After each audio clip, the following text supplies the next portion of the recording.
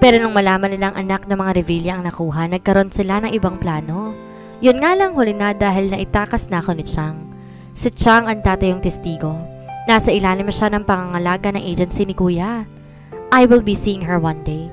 Kapag maayos na ang lahat, ang kalagayan ko. Sa ngayon, kailangan ko pang magpalakas. I have to be strong for Austin. Hindi niya man sabihin sa akin, alam kong mabigat ang dinadala niya ngayong problema. Alam ko, nag-aalala siya sa kalagayan ng mama niya at higit sa lahat kailangan mong maging malakas para sa anak namin. I have to take care of my gummy. Kailangan kong masiguro ang kaligtasan niya. Nagising ako kinabukasan, halos bumaliktad ang aking sikmura. Naglalaway ako at halos ilabas ko ng lahat ng laman ng aking tiyan. I did not know that having gummy inside me is hard as this. Nasusuka ako nang hindi ko alam. Baby? Agad akong dinaluhan ni Austin. I cannot even stand kasi nanghihina mga tuhod ko sa labis na pagsusuka. Inalayan niya ako para makatayo at pinamumog niya ako bago kinarga pabalik sa kama ko. Naiiyak ako dahil kakalapag niya pa lamang sa akin. Gusto ko na namang tumakbo pabalik sa banyo dahil nasusuka ako ulit. It's okay, baby. We can do this. Marahan ni Austin na hinaplos ang likod ko. Kahit paano nawala ang aking pagdadawal. Paano kung ako lang mag-isa? Paano kung nasa opisina siya? Hanggang kailan ako magigising ng ganito araw-araw? Shh! Stop crying, baby. I love you. The more he is consoling me, the more I cried. Silly me. I cried for very shallow reason. My sobs became louder at pati ako, naiirita na rin sa aking sarili. But I cannot stop my tears. The more I tried hard to stop, the more tears streaming down my face. Too early for this drama, but I cannot hold back my emotion. Nahihirapan na akong huminga sa sobra kong pag-iyak. Ano nga bang iniiyakan ko? Katrina? Nag-aalala ang mukha ni Mommy na dumalo sa akin. What happened, Princess? Why are you crying? Are you hurt? Sunod-sunod na tanong ni Mom na lalo pang nagpaiyak sa akin. Gusto ko nang pagalitan ng sarili ko. This is not good anymore. What happened, Austin? Baling ni Mom kay Austin na hindi ako sumagot. Morning sickness po, tita. Magarang nasagot ni Austin kay Mom at agad naman tong naintindihan ni Mommy. How did he know about that? And by the way, why is he here this early? Dito ba siya natulog? As far as I can remember, pinatulog niya ako kagabi. Pagkatapos sabi niya aalis siya para bantayan ng mommy niya. Pero bakit nandito siya? May sakit po ba ako, Mommy? I ask. I want to know if I'm sick or what. Baka ganito ang mga kilos ko dahil may malubha na pala akong karamdaman. Silly. Natatawang sagot ni Mom sabay haplos sa buhok ko. It's normal for an expecting mom to experience these changes, Princess, but you will be fine soon. Tumango ako kay Mom at pinalis ang luha sa aking mukha. Mabutit dala lang pala ito ng pinagbubuntis ko. I can't stand myself acting like this, like crazy. But for now, you have to get up from your bed and eat your breakfast. You have to feed yourself and baby gummy, okay? Agad hinanda ni Austin ang bathtub dahil akala niya maliligo ako pero ewan ko ba parang ayokong basahin ang aking katawan. Kaso nahihiya din naman ako dahil nag-effort pa siyang ihanda ang paliguan ko tapos di naman pala ako maliligo. Hindi naman siguro ako mangangamoy kung sakali man, di ba? Matagal ko munang pinagbasa ng tubig bago ako nakapagdesisyon na mag-half bath na lamang. Yung buhok ko na lang hindi ko babasain. It is really weird pero ayoko talagang basain ang buong katawan ko. Good thing is, mahabang pasensya ni Austin sa akin. Siguro kung iba to iisipin nila nag-iinarte lamang ako. I finished taking a bath quickly. Para kung pato na nagmamadaling iloblob ang sarili ko sabay ahon. Mabilis lang din ang pagsabon ko sa aking katawan at si Austin na ang nagbanlaw sa akin. Nakakahiya dahil hindi man lang umabot ng 10 minuto ang pagligo ko. Samantalang nung hindi pa ako buntis, kulang pang 1 oras, kumakababad ako sa banyo. Si Austin din ang pumili ng damit na susuotin ko at siya ring nagbihis sa akin. Like ko pang batang alagain ko makaasta at matyaga si Austin na pinagbibigyan ng gusto ko. Inayos niya pa ang pagsuklay ng buhok ko pagkatapos siya pa ang nagtali nito. Swerte ko naman sa baby ko. Gwapo na, maalaga pa. Sarap pang gigilan eh. Kaso, wag muna ngayon. Baka kasi naghihintay si mama at dad sa amin sa baba. Or else baka pakatokin na naman kami ni Kuya Zian. I feel so fresh and pretty in the white maxi dress that he chose for me. Excited pa akong boba dahil may naisip akong masarap kainin sa umagahan. Kahit di pa man halata ang bump ko, feel na feel ko talaga ang pagiging buntis ko. What do you want to eat, baby? Ginagap ni Austin ang kamay ko at inalalayan ako pababa, kamay ng hagdanan. Gusto ko kumain ng strawberry, Austin. Excited kong sagot sa kanya. Okay, strawberry for my baby gummy and for my baby love. Nakangiting tugon niya sa akin. Thank you, baby. I love you. Napangiti siya sa naging sagot ko at mabilis pinataka ng halik ang aking labi. Hinabol ko pa ang labi niya. Sa sobrang bilis, hindi ko na naabutan. Dinig ko pa ang mahinang pagtawa ni Austin, kaya marahan kong hinampas ang kanyang dibdib. Mamaya ka sa akin. Bulong ng malandi kong isip. I love you, baby. Natatawang dugtong niya. Baby, I want to dip the strawberry ketchup, please. Kita ko ang pagkangawi ng mukha ni Austin pagkarinig sa sinabi ko. Gusto ko tuloy mag-iyak sa naging reaksyon niya. Nawiwirdohan na ba siya sa akin? Hindi na ba normal itong kinikilos ko? But how will I stop myself? Strawberry with ketchup ang unang pumasok sa utak ko. My eyes watered. No, don't cry, baby. Strawberry is it with ketchup for my love. Yun ba ang gusto ng baby ko? Pag-aamo niya sa akin, sabay po na sa luha kong di ko na malayan. Ang pa-baby mo naman, Katrina. Pagalit ko sa aking sarili. Sana di madaling maubos ang pasensya ni Austin sa kaartehan ko. Nasa kalagitnaan pa lang kami ng hagdanan nang may maamoy akong kakaiba. It's like burnt oil with mixed garlic and onion. Para na namang hinalukay ang tiyan ko. Agad kong tinakpan ang aking ilong at siniksik ang ulo ko sa kilikili niya. I can't, baby. Di na maayos ang pagkabigkas ko na salita dahil nakatakip ang kamay ko sa aking ilong. Ha? The smell. I don't like the smell. Naduduwal kong sabi sabay turo sa kusina. Princess, come. Tawag ni Mom sa amin na makita niya kami, tumigil sa gitna ng hagdanan. Hindi ako humarap kay Mom at mas siniksik ko pa ang mukha ko sa kilikili niya. It tickles me, baby. Natatawang saway nito sa akin, pero para kung uod na pilit binabaon ang mukha ko sa kilikili niya. Austin, what happened? Tanong ulit ni Mom. What did you do to my sister? I panicked when I heard Kuya's voice, pero hindi ko talaga kayang iangat ang mukha ko dahil nasusuka ako. Katrina doesn't like that smell, tita. Sagot ni Austin kay Mom. Agad naman nakuha ni Mom ang ibig ipakahulugan ni Austin at sinabihan na lang itong ibalik ako sa silid ko. We ate our breakfast inside my room. Magandang kinain ni Austin ang mga tira kong pagkain. Konting kanin at ulam lang naman ang kinain ko. Mas madami pa nga ata ako nakain na strawberry. Uminom lang ako ng gatas sa pambuntis plus vitamins na binigay ni Mommy sa akin. Kanina ko pa siya inaalok ng strawberry na may ketchup. Nung una pinagbigyan niya ako pero nung sinubuan ko na siya, umiling-iling ulit ito. Di ko na lang din pinilit dahil nakita ko naduduwal siya. Bakit kaya ayaw niya? Ang sarap kayang combo nito. I stayed at home the whole day.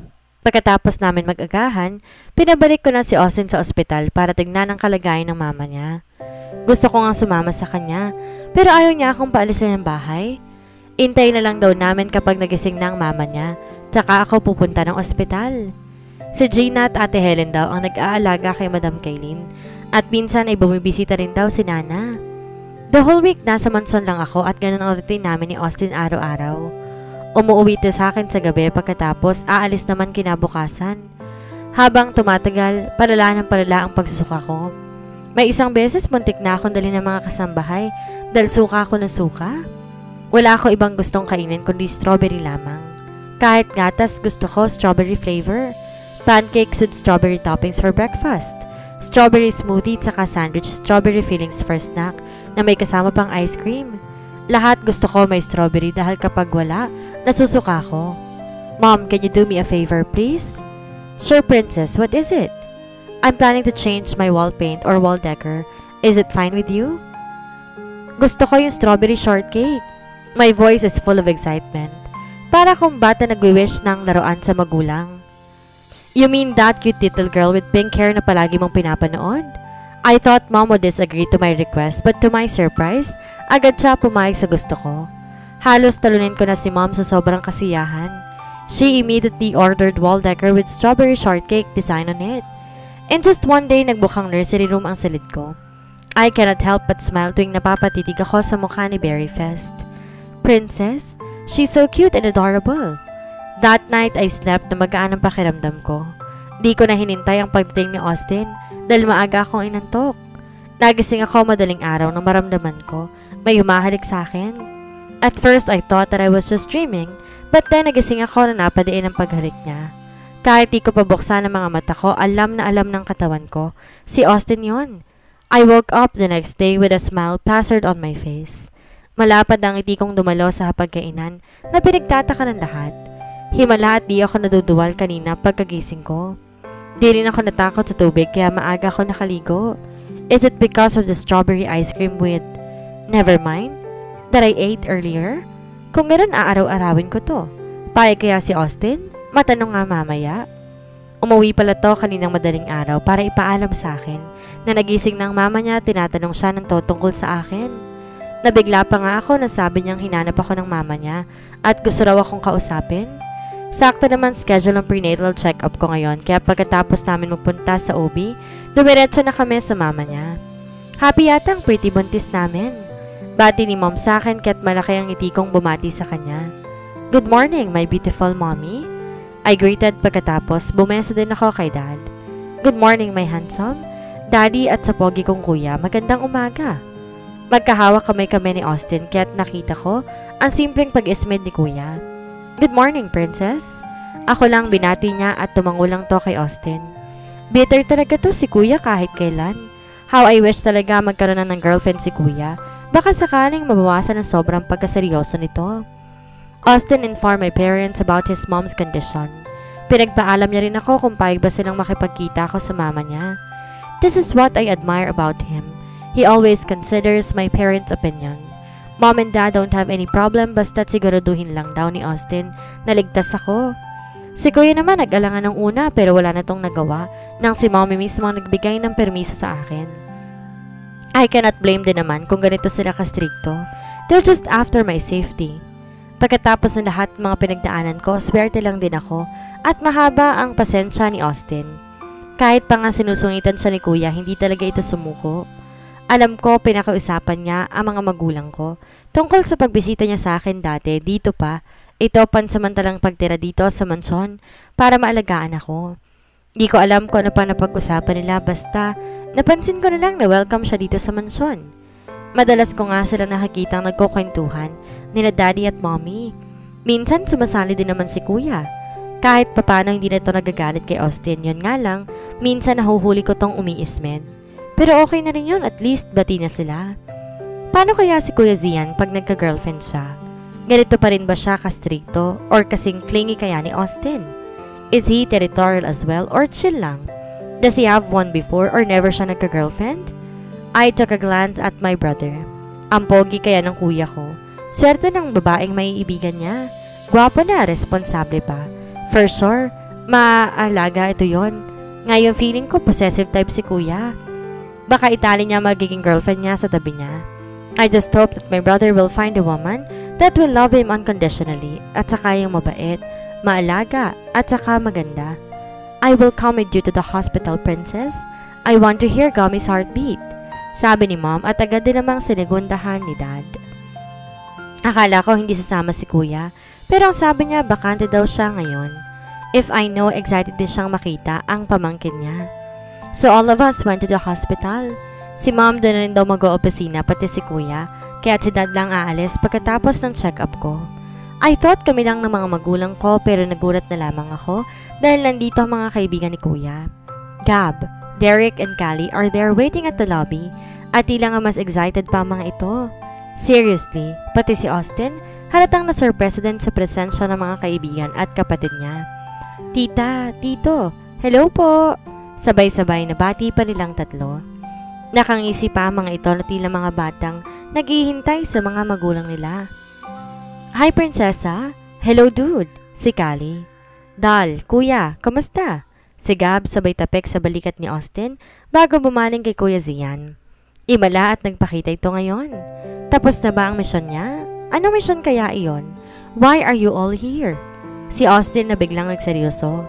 Kita ko pa ang pagkunot ng kilay nito habang nakatingin sa mga kaibigan niya. Moral support, dude. Tsaka excited kami para sa baby ninyo ni Katrina. Mahabang paliwanag ni Derek. Excited? Bakit? Kaano-ano ba kayo? Sabat naman ni Kuya Zian. Alam niyo, Brute, nakaka-hurt kayo.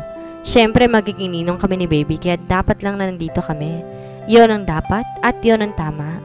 Si Kali sabay siko kay Gab na tila nang hihingi ng suporta. Oo, tama, tsaka ayaw niyo yon. Madaming gustong mag-alaga sa baby ninyo. Sa pamangkin ko? Oo, tama. I don't know kung matatawa ba ako o hindi. Sila mom at dad amused nang nakatingin sa kanilang nagdidiskusyon. Tuloy na isip ko, ayos ba kung ganito kaingay mga kaibigan mo? Paano kaya ni Kuya na pagtsatsagaan ng mga to? Mabuti nga't sila lang. Wala pa sina Kuya. Kuya William, Simon at Ethan. Pati ng asawa ni Sarah, si Kuya Henry. Pinatawag na kami sa loob. Walang nagawa ang mga to dahil ayaw pumayag ni Austin na sumama sila sa loob. Kahit si Kuya nagpaiwan din sa labas. Si Mom at Dad lang pumasok kasama ni Austin dahil gusto talaga nilang marinig ang first heartbeat ni Gummy. The doctor then asked me to change my dress into hospital dress and then told me to lay down on the hospital bed. Pagkahiga ko sa kama, agad nang hinawakan ni Austin ang kamay ko at barahan niya itong pinisil. I love you, baby. Thank you. He whispered and then kissed me in the forehead. Thank you for what, love? Thank you for making me happy, baby, and for being strong for the little Gummy. He is saying those words while the doctor is putting the gel in my belly at napapasilip to sa amin. Napapangiti. Later, lovebirds. Saway ni Mom sa amin kaya hindi ko maiwasang mamula. Si Austin naman kasi, wala talagang pinipiling lugar. He is so passionate in expressing his love towards me. Kaya minsan natatakot ako na baka hindi ko matatapatan ang pagmamahal niya sa akin. Pero sabi niya I can never surpass his love dahil sobrang-sobra daw ang pagmamahal niya sa akin. He loves me more than anyone else kahit pa daw sarili niya. Ready? The doctor asked. Wait, Doc, I want to see... Ani Kuya Zia na halatang nagmamadali pa. I thought sa labas na lang talaga siya pero humabol din pala. Pawisan pa ang noon niya at siguro inisahan niya lamang ang mga kaibigan nila. I saw the excitement and anticipation in my parents' faces. Pero naiiyak ako na mapansin kong nanunubig ang mga mata ni Austin. Wala pa man pero naiiyak na siya kaya hindi ko napigilang maging emosyonal. The doctor held the Doppler and then she moved it around my belly. Hear it? That's the baby's heartbeat, ani Doktora. And this one is your little P. Tinuro ni Doktora ang malit na bilog sa monitor. Looking at the tiny creature in the monitor is the best view I've ever seen my whole life. At ang tunog ng puso nito ang pinakamagandang musika na aking narinig sa buong buhay ko. My baby's heartbeat is like a beautiful melody in our ear. Hindi ko may paliwanag ang sayang nadarama ko ngayon. Tumingin ako kay Austin at nagulat ako na punong-puno na pala ng luha ang mga mata niya habang nakatutok ang tingin nito sa maliit na monitor. Baby? I gently wiped the tears in his face. I heard him sob. Thank you, baby. Thank you for allowing me to be a father. Thank you at magiging daddy na ako. Thank you, love. Thank you. I'm elated seeing my Austin to be a father. Kuya Zian, Mom and Dad look so happy. I can see it in their eyes. Even Mom and Dad are teary-eyed. Si Kuya, seryoso lang pero dama ko ang saya niya. The doctor reminded us again on the do's and don'ts during pregnancy. Muntik pa ako masamid ng sarili kong laway nang walang hiyang nagtanong si Austin sa doktor if he can still do that thing with me. At sa harap pa talaga ni Kuya at ng mga magulang ko. Kulang na lang lumabas ang mata ni Kuya sa talim ng tingin nito kay Austin. He is even murmuring curses, mabuti na lamang at immune na si Austin sa kanya at di man lang ito napipikon. Huwag mong gagawing inahin ng kapatid ko. Gago. Pahabol ni Kuya bago kami naghiwa-hiwalay. Dinig ko pang sinasaway siya ni Mom at Dad habang papalayo na sila sa amin. At dito na po nagtatapos ang kabanata ng ating kwento. Sana'y muli niyo po akong samahan sa mga susunod pang kabanata. Maraming salamat po. Ingat po tayong lahat.